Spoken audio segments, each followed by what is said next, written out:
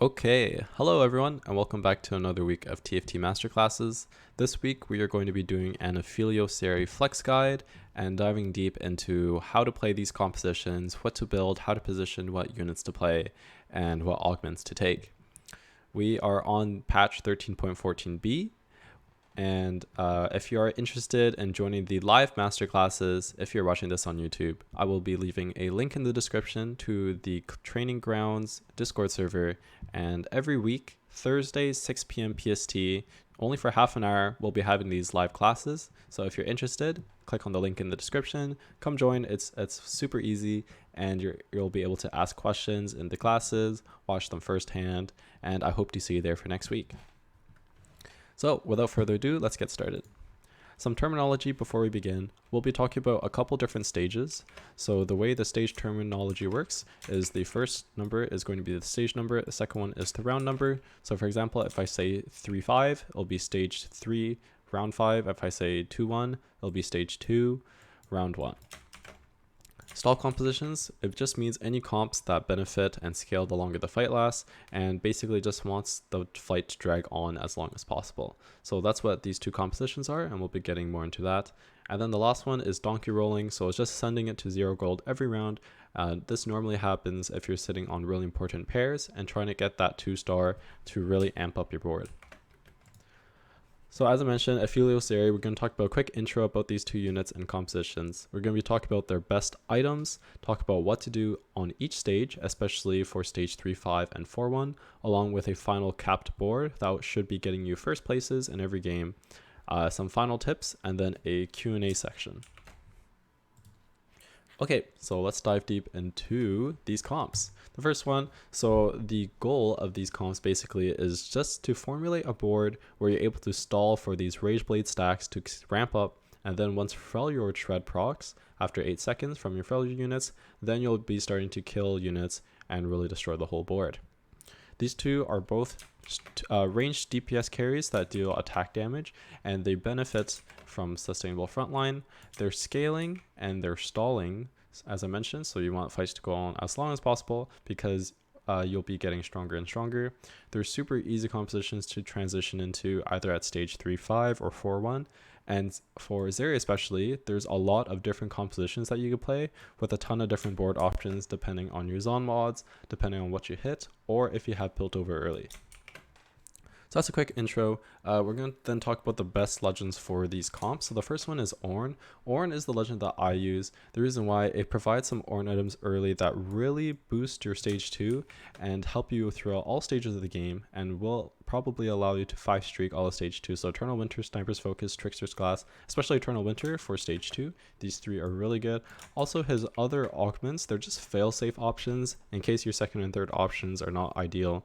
It will provide component anvils, gold, or even completed anvils, and it's overall a very stable legend. I highly recommend this one. This is the one I take.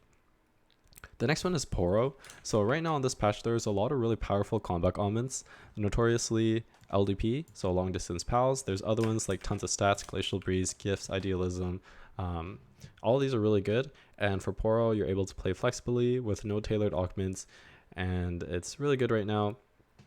And without having that one tailored augment on your left-hand side during augment choices, you're able to see more regular augments, and you have a higher chance of seeing these combat augments. The very last one is Master Yi. So for Master Yi, you want to take this if you're planning on either forcing Aphelios and Zeri, or you're also comfortable playing sorcerers. Basically, for Master Yi, on your 2-1 augment, it's going to be pumping up. You only be wanting to take pumping up 2 or pumping up 3, and it will allow you to ramp up stacking attack speed every round, and every round you survive, your units all get more attack speed. So it's scaling combat power, super good. And the reason why I said sorcerers is the Master Yi 4-2 augment is specifically for sorcerers or for AP compositions. But we won't be going too far into that. We'll just be talking about 2-1 pumping up because we're talking Aphelios and Zeri guide. So the first one, Ornn legend, the best augments. So 2-1 portable forge. This is the gold augment choice, and for games, I think there's like a 66% chance or 60 something% chance that it'll be a gold augment as your first one on 2-1. So that means for the majority of games, you will be getting Portable Forge, and you will be getting a chance to get these really good items. So Eternal Winter, or Trickster's Glass, or Sniper's Focus. This is how you would play Eternal Winter. So what you want is you want a tank unit, so either a Bastion, a Bruiser, even Swain is really good. He considers like as a pseudo tank, pseudo damage. And you want to be pairing Eternal Winter with a different tank item, either Gargoyle Stoneplate, which is really good because you're going to be frontlining that melee unit, or Warmog's Armor. And this is how you do it. And then all the enemy units, they'll be forced to attack this unit, and they'll have their attack speed slowed and eventually stunned, and really decreasing their DPS output, and you'll be able to win most of your fights on stage 2, if not all of them. The next one is Trickster's Glass. So you want to be putting Trickster's Glass on any unit that is 2-starred, or even Callista, because having 2 Callistas means double the spears into whatever unit they're attacking, and it'll be able to rend easier. Also, the stats on Trickster's Glass is really good. I think it gives attack speed, attack damage, crit. So it's really good no matter who you put it on. For the other Ornn augments, so on 3-2, Small Forge and Medium Forge are super good. Not only does it give you component anvils or completed anvils, it also gives you gold, and 6 and 10 gold in the middle of the state or middle of the game is nothing to laugh at. It's super important and super good. Helps boost your tempo. However, on stage 4-2, you don't want to be going for this. You want to be going for a combat augment like LDP or tons of stats instead of a extra item. The last one I want to talk about is Latent Forge. So this is the silver option on 2-1. It procs after 8-player combats just in time for stage 3-5, which is perfect because right after Carousel is when you want to be adjusting and fixing your comp if you are transitioning into Zeri or Aphelios, or even just going to level 7. So it's really good spike at a really good time. The prismatics for Ornn are not great. Living Forge is okay. You just get an Ornn item every 10 rounds. However, there are better prismatics, especially for round 3-2 and 4-2, so I don't recommend that. However, most of the time it'll be gold, so you will be getting this, and it's super good. So I highly recommend Ornn. This is the legend that I use currently. The next one is Poro. So Poro, as I mentioned, you get the highest chance of seeing these combat augments. All these are really good.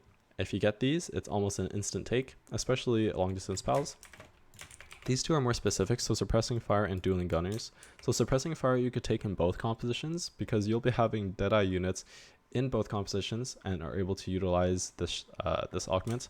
However, for Dueling Gunners, you'll only be taking for Zeri comp because there are no Gunners and Deadeye, and there's only Gunners and Zeri Gunners. The last one is Master Yi. So on 2-1, you'll be only taking the gold or the prismatic option. The prismatic pumping up is really good. You're able to generate a lot of attack speed every round. However, the pumping up one, the silver option, is not very good, so I do not recommend taking this. I would reroll it.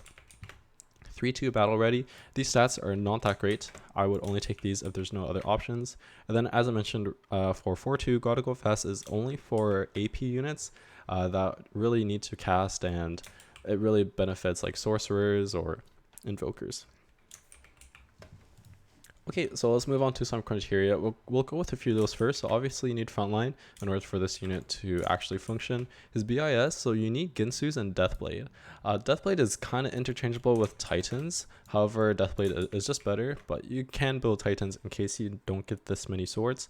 His +1 can be any 80 units or any 80 item except for Infinity Edge. Infinity Edge is not good on these two, so don't get baited by that. So Guardbreaker, Last Whisper, Giant Slayer. Guardbreaker, there's plenty of shields in today's meta comps, so you're able to proc that very easily.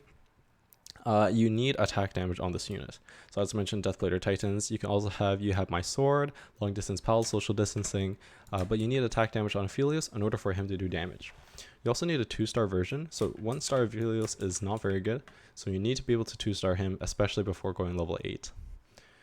Zeri also needs frontline, of course. You also need a good Zon mod on her, so either Shimmer Injector or Virulent, even Robotic Arm is really good.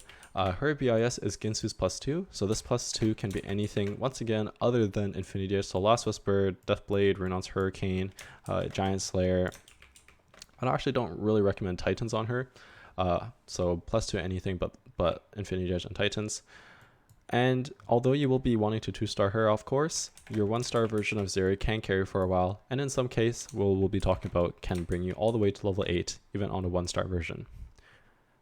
Some of her is on mods, so Shimmer, as I mentioned, is really good on her. you get attack speed, and then if you are to go to 1 HP, you heal for 35% of your max health, and then you get more attack speed bonus.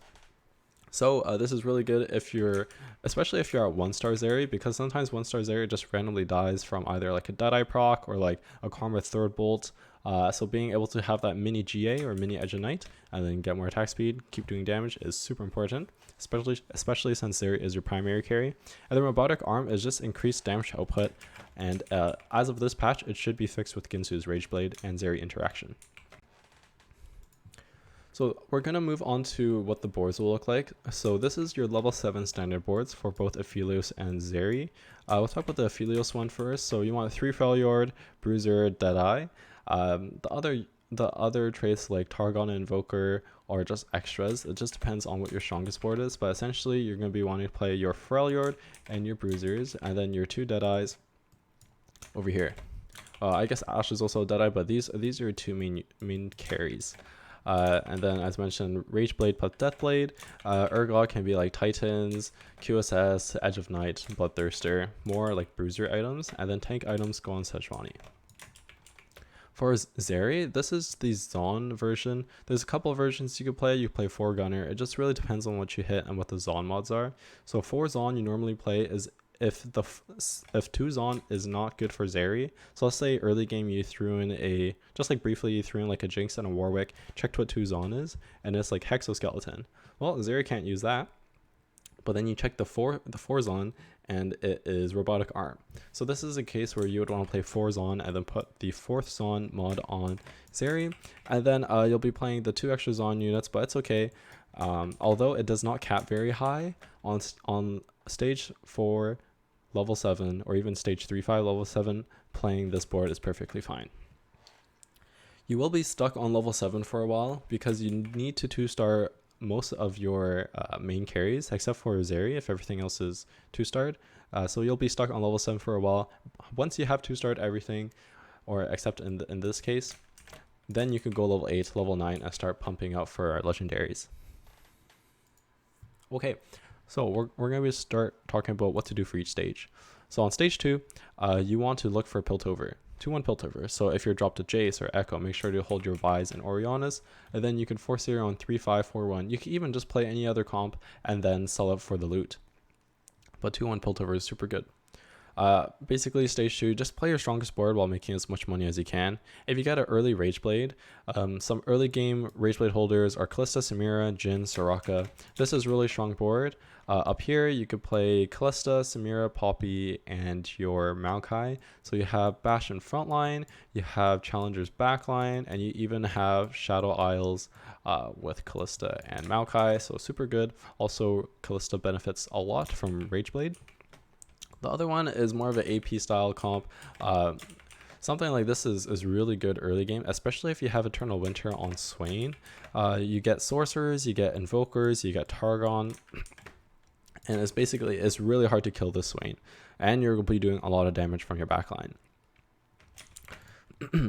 For stage 2, if you get any econ augments like Blood Money and Consistency, these are both really good. Even AFK is good in some scenarios, so don't worry about getting your combat augment right off the bat. You'll be spiking on 3-5 or 4-1, so early game econ augments are great, along with Ornn items like Trickster's Class, Sniper's Focus, especially Eternal Winter. Okay, so the next stage where you'll be doing something is on 3-2. So this is your standard time to level to 6. Unless you're win streaking or very rich, you'll be leveling to 6 on 3-1. If you're win-loss, and you don't have too much economy or too much gold and you have okay HP, then you don't have to be rolling, you don't have to go 7 on 3-5. You could wait for 4-1 after Wolves and make your next move from there. Of course, this is if you don't have any pairs and your board is okay. For stage 3, you have two good options here. You could either be playing Kalista Challengers or Jhin Ionia, and having these 2 units hold your Zeri Aphelios items. So we'll talk about the first one here. So this is Jhin Ionia. You have 3 Ionia, 2 Juggernaut, 2 Challengers. So you have 1, 2, 3. Then Set and Warwick pair together. And then you have 2 Deadeye from these 2 units. So the entire comp works really well together. You want to put your tank items on Set. And then you have your +1. It could be anything. Another 2-star Set, another Warwick, another Challenger. You can even play like Kalista here or Karma here. is very flexible. So this is a really good stage 3 board. Or the better one in my opinion is the Callista 4 Challenger board. You also get 3 Ionia, once again tank items on set, and you're able to kill a lot of units and mostly win your fights with Callista being your main carry. In this case, remember to put Samir beside your Callista so that they attack the same target, and Samir is able to sunder with her ability the same target, and you'll be able to kill it easier. Rule of thumb on stage 3 is you don't want to be rolling on 3-3. You're either going to be waiting for 3-5 or 4-1, so don't roll on 3-3 unless you have like 4 pairs. Then you could roll a bit until you hit 1. So let's say stage 3-5 has come now. The carousel has passed, you've gotten your item, and you want to look at your spot. So there are 2 conditions where you go level 7 on 3-5. The first one is if you're super rich and you're win streaking, or the opposite, you're low HP, lose streaking, and you need to turn it around. Then you'll level to 7 on 3-5 and then start rolling. You want to roll for either one of these boards until you have at least like 1-star versions of these general boards. It's okay if you don't hit your Soraka, but you need to have at least generally these boards. If you have Zeri or Aphelios pair, or even both of them paired, you can send it to 0 every turn, because once you hit these 2 stars, you're going to be probably winning out from there because no one else is spiking their board yet. Another alternative is if you have action on 2, you can play as your main carry, just hold Aphelios and Zeri's on bench, and then from 4-1 you can look from your spot, see if you're able to go level 8 or if you need to roll down again. So let's say that you're not really rich or win streaking, or you're not really low HP and you turn it around. You'll be waiting till stage 4-1 after Wolves, then you level to 7 and then roll for these boards. In terms of itemization, of course, your Zeri and your Aphelios are going to be your first priority. I mentioned the itemization.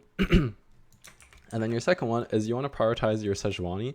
So any tank items you can use, like Dragon Claw, Bramble, Warmogs, Protector's Vow, Gargoyles, any one of these is fine. Unless you have Urgot 2, then you want to be saving those chains for your Titans, your Edge Knights, and those cloaks for your Bloodthirsters or your Quicksilver Sashes. So extra notes here, I'll talk about Aphelios first. Aphelios 1 is very weak. You have to be able to 2-star this unit before going level 8, unless you're carrying Action 2. Then as I mentioned on the previous slide, after 4-1, assess your spot and go from there. And you want to be playing your strongest board with this. So it doesn't necessarily mean Soraka 2. It could be a Tark 2. It could be Action 2. You could even be, I think that's about it. Unless you get like a Scion, but then you replace the Vi with a Scion, because Scion 1 is much better than Vi 2. So that's for Aphelios. The main thing to remember is Aphelios 1 is really weak, and you have to 2-star him. The second one is Zeri. So as opposed to Aphelios, you don't have to 2-star your Zeri before going level 8. If you upgrade every other unit on your board, and you don't even have Zeri pair, then it's fine to just start econing up, and you don't have to worry too much until you hit Zeri pair, or unless you're level 8. In the case where 2-Zon doesn't give you a Zeri mod, but 4-Zon does, then you want to play 4-Zon, where you have 1, 2, 3, 4. If you have Last Whisper Zeri, then you don't have to play Freljord because you already have Shred, and you can play other units like Bruisers, you could play 4-Gunners, you could play some legendary units if you hit them, anything like that is fine, but you don't have to play Shred for Freljord Shred if you already have Last Whisper. So once you have 2-starred all your units, unless Zeri for that one scenario, and then you went level 8, played another unit, you went level 9, you want to be adding your legendaries to finally cap out your board. Heimerdinger and Senna are going to be on each one of these boards. For Heimerdinger, you don't want to place them on your board until you have upgraded the rest of your board with 2 stars. Because with Heimerdinger, of course, on that final slot of your shop, you'll be getting the turret upgrades, and that is not good because you want to be upgrading your board first before upgrading your turret. Make sure that you put your turret beside your main carry, so either Aphelios or Zeri here, because you want that Shrinkle Shred to be hitting the same target that your main carry is hitting, and you'll be able to kill a lot faster. As I mentioned, Scion 1 is a lot better than Vi 2, and then you could drop 3 Freljord for better units, because Lysandra and Ashe are not great units. In this case, it's fine to play if the Rise is good, and then you can play Invokers, but generally this is going to be your capped out board. These 3 units, so Rise, Heimerdinger, and Senna, you just want them to cast as much as possible. So any unit or any item like Shojin and Rageblade is really good on them, even like Blue Buff or Protector's Vow in some cases, if your tanks are already capped out. Okay, so that is whole composition, let's talk about some final tips here before we end off and sum everything up. So remember that Action 2 is a lot better than Aphelios 1. Don't get baited if you get Aphelios 1 and you're like, oh great, I hit, and then don't just immediately sell your Action and then put Aphelios. If you think about it cost-wise, right, Action is 9 gold, but Action 2 is 9 gold, but Aphelios 1 is only 4 gold. So of course 9 is greater than 4. So just something like this will help you determine whether or not a unit is actually better. Zeri 1 is a lot better than Aphelios 1. Zeri 1 is more stable. However, Zeri 1 is only better than Action 2 if you have really good setup for Zeri and you're just waiting to hit a Zeri. So you have a good Zon mod, 2 Zon mod, you have Gunner in, you have Frontline, and you're just waiting for that Zeri. No Infinity Edge. Don't do it. It's a bait. I know you have that sword and your glove at the start, but that sword, just save it for Deathblade, and that glove, just save it for Last Whisper or for Guardbreaker. Avoid Zephyr. Unless you have long distance pals, then it's a lot harder, but the last thing you want on a scaling ramping up unit is to have it delayed. So try to avoid Zephyr at all costs. And that's all. So I will sum everything up. This is your main boards that you'll be stuck on. I say stuck because for the majority of the games, you won't be hitting everything on your first roll down, but you will be stuck on this board for a while. As I mentioned, except for that Zeri case, you need to be 2-starring all of your core units before going level 8. Core means four costs. So 1, 2, 3, and then 1, 2, 3. If you don't have your 2-star Ashe, you don't need to be staying level 7 and rolling for it. If you don't have your 2-star Lysandra, you don't have to be staying level 7 rolling for it. But you need to make sure that your 3 4-cost units are 2-starred, and then you can go level 8. But that's everything. So this comp is super good. I highly recommend it. You might be contested, but I'm sure you'll be fine. So thank you everyone for watching. I hope to see you next week in our live masterclasses. If you have any questions, feel free to leave them in the comment section below if you're watching this on YouTube, and I'll be happy to answer them. So thanks so much for watching. Check out the description for the Training Grounds Discord channel, and good luck in your games. Thank you.